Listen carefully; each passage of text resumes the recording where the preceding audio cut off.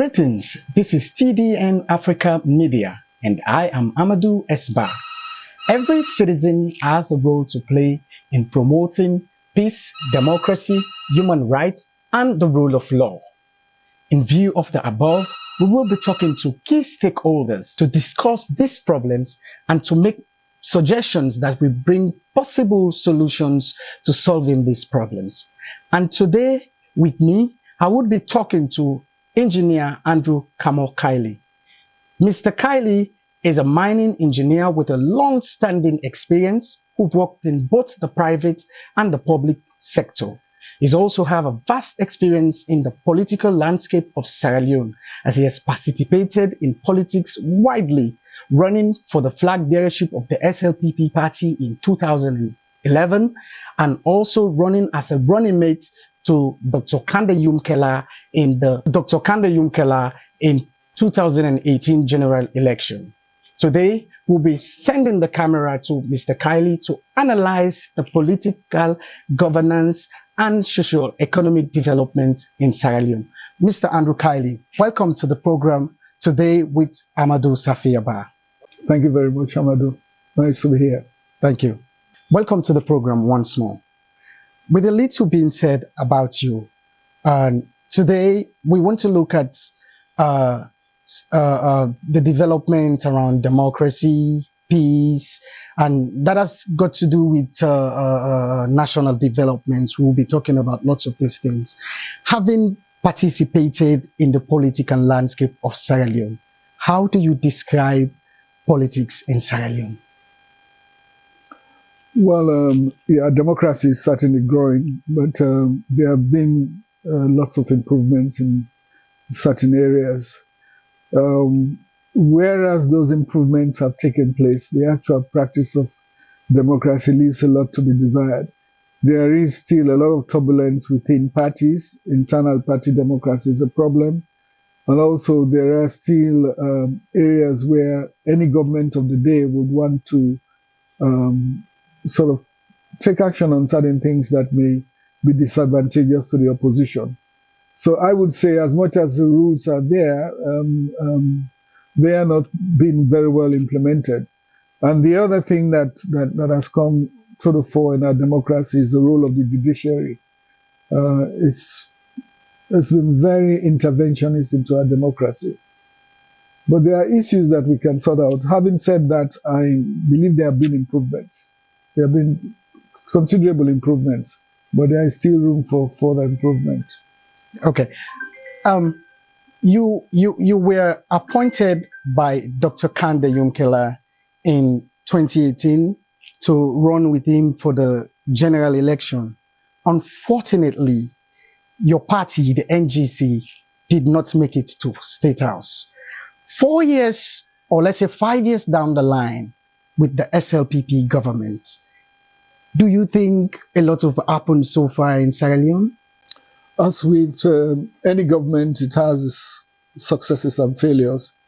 I believe that the SLPP had a very ambitious manifesto. Obviously, it's not been able to deliver on a lot of things, but it has delivered on some. I believe that a program like the free quality education, as much as it has its drawbacks, has been quite successful. I believe they've also been successful in a few other areas, but in some areas, people would say like the management of the economy leaves a lot to be desired. I know that there are problems that are global leading to some of the financial and economic problems we're having at the moment. Well, having said that, the question may be asked, how many homegrown solutions have we got? And we're not a producing nation. I think we've depended a lot on imports. And there are lots of schisms on the democratic fronts between various parties. Having said that, it's succeeded in some, it's not succeeded so well in others. So it's a mixed bag. So would it be justice if you highlight some of the areas that you think that they didn't really succeed on, and you hope if the NGC had been in State House, they would have succeeded on that particular one? First of all, as I mentioned to you, I think they've done relatively well in the area of education. I think of late, over the past 2 years, with the appointment of Dr. Austin Emini in particular, they seem to be making some inroads in the health sector. I believe in the infrastructure sector, they've done some good work with the help of donors, with the roads, with the airport and other things as well. But there are fundamental problems. Unemployment is still very high. Youth unemployment is a big problem. The mining sector is a bit disappointing that 5 years down the line, we still not had a new mineral legislation, as they were saying. A few other areas on agriculture, production is still in the doldrums.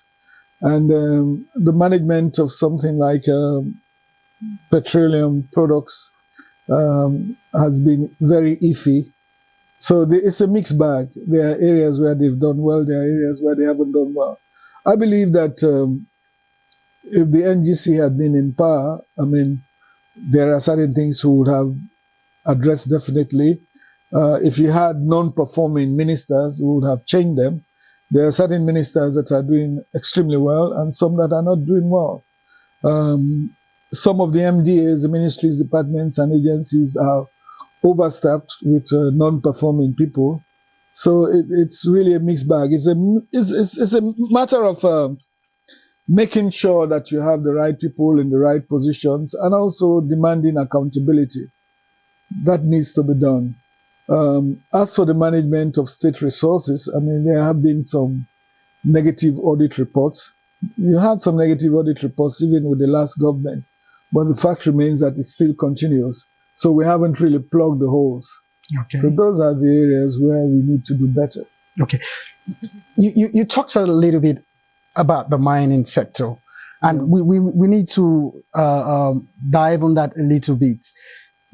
You were regarded to be a mining expert. You've contributed a lot in improving the mining sector.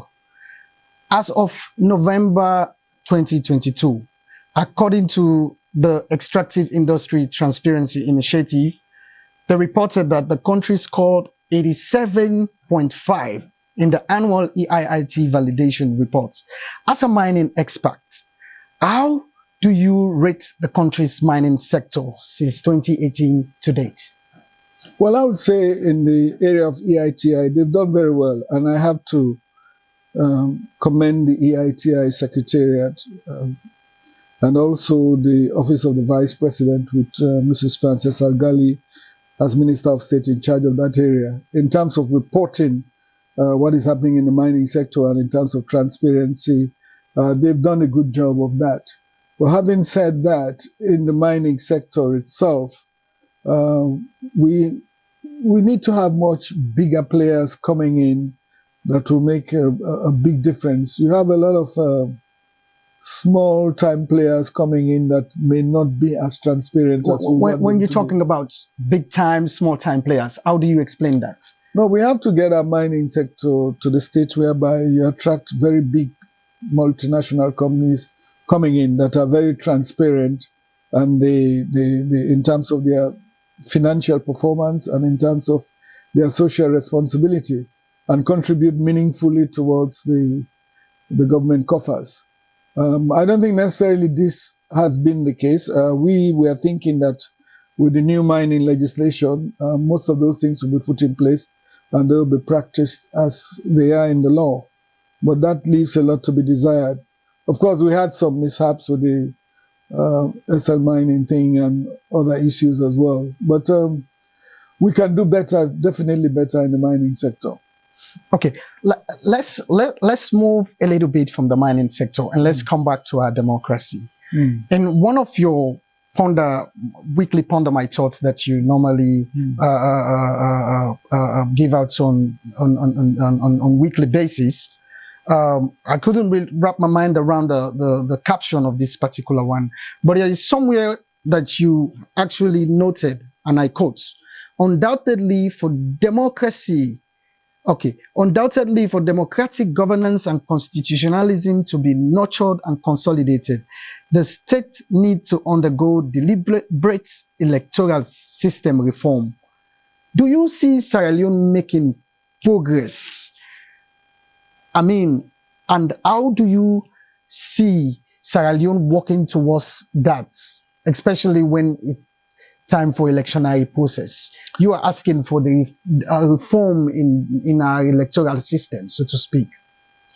I wouldn't deny that we've had some reforms. I mean, the EU and observers at the last time made some recommendations which have largely been adhered to. ECSL has done a good job of implementing some of those things, but there are still areas where we need to improve upon. I mean, for example, we're never sure about what the voting system is we're going to use.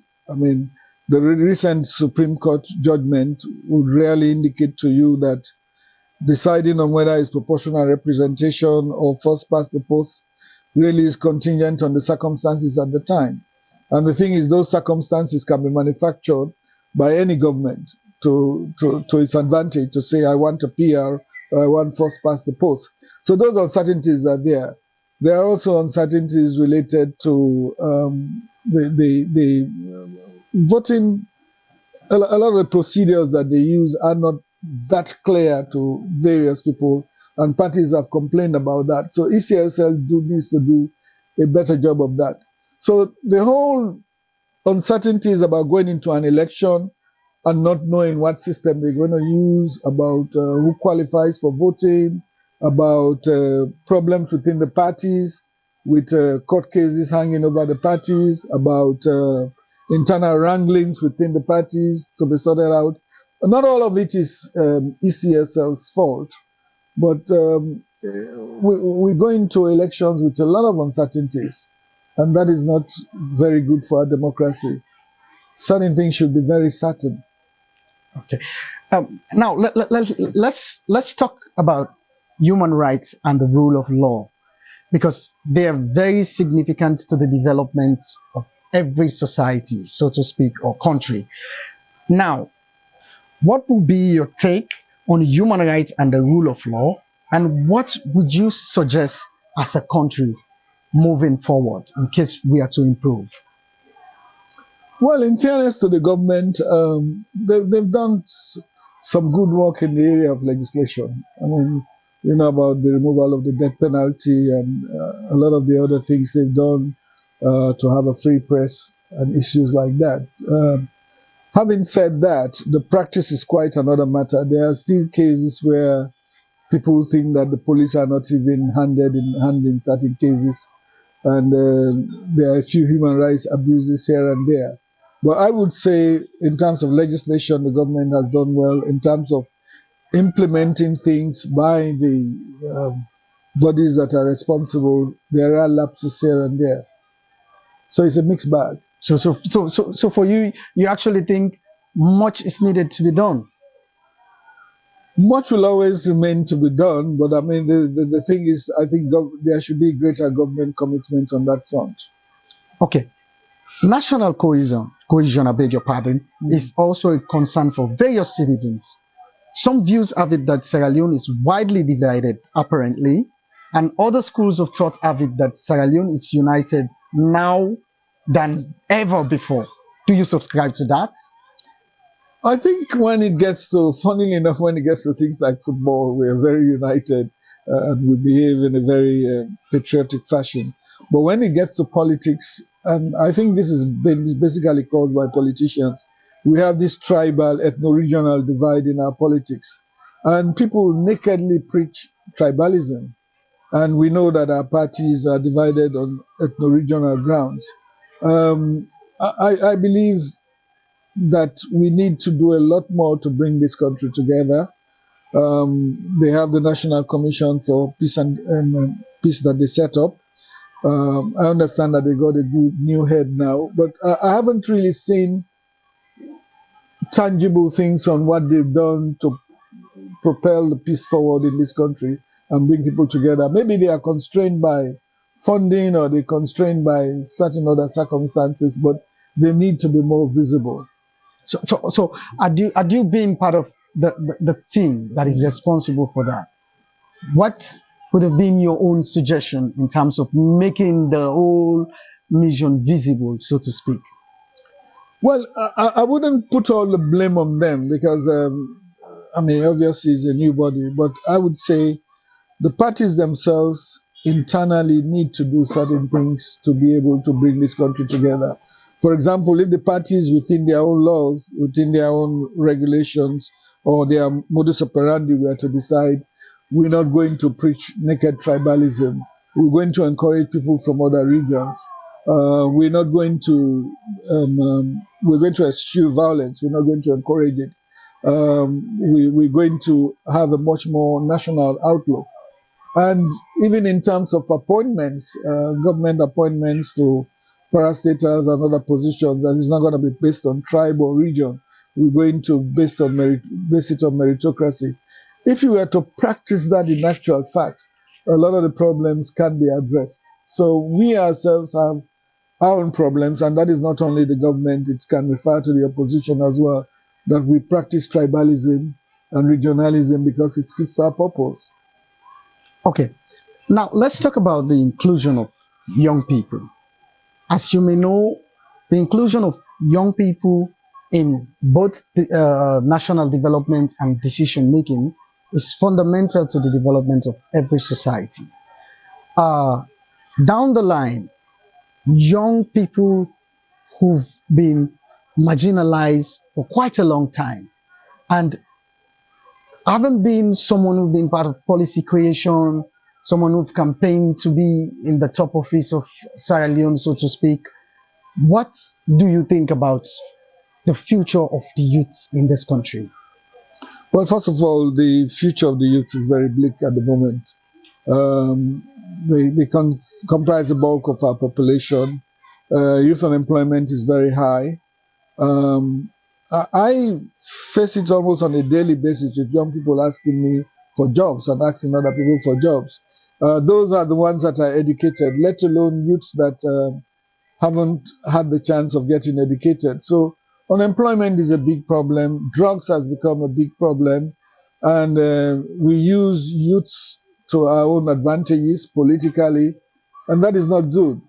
There have been a few youths appointed to various positions, and something is being done by the National Youth Commission and other bodies as well. But these are very intangible. They're small cosmetic projects. You really need a massive attention to be paid to youths to get them employed in various sectors of the economy, and opportunities need to be created for them. And those opportunities, to me now, are very few and far in between. And just appointing youths to position is not the solution, because some of the youths that can be appointed or that have been appointed to those positions are just as corrupt as the older people. So a re-education program of everybody to think Sierra Leone and to think in the national interest is necessary, whether you are young or old. You talked about education, Yeah. and it is very, very much key to the development of every country. Of course, your leader, Dr. Kandeh Yumkella, have taken sides. Dr. Kandeh Yumkella has not taken sides. He's always said that he will work in the national interest. And he thinks that he's a patriot at heart, and whatever suits that NGC had said right from the start, that it was going to work in the national interest and would be willing to explore possibilities of alliances. So he has not taken sides. He's always been very consistent about his message. And you think his message would been right on point with the thoughts of other his message members? is right on point. When we had our next meeting, he brought that up and he made his point very clear. And everybody understood. And that's why we endorsed the party exploring possibilities of having alliances with other parties. Okay, we're bringing down the curtain, but we cannot bring down the curtain without talking about Ponder My Thoughts. Yeah. Quite an interesting column. Normally comes out every Wednesday, so to speak. And it has lots of insights to give to Sierra Leoneans. Where did this idea, the idea of Ponder My Thoughts, emanate from? Well, I like writing. My brother ran the newspaper Salon Times, and I was co-owner. And then I started dabbling into writing, and I got writing a regular column. And I found out that I had knowledge of certain socio-political issues and other general issues in Sierra Leone. And I said, well, why don't I just write a column that explores or comments on things that happen on the national scene. So when you read Ponder My Thoughts, it's got a little bit of politics, a little bit of economics, a little bit of social life in Sierra Leone.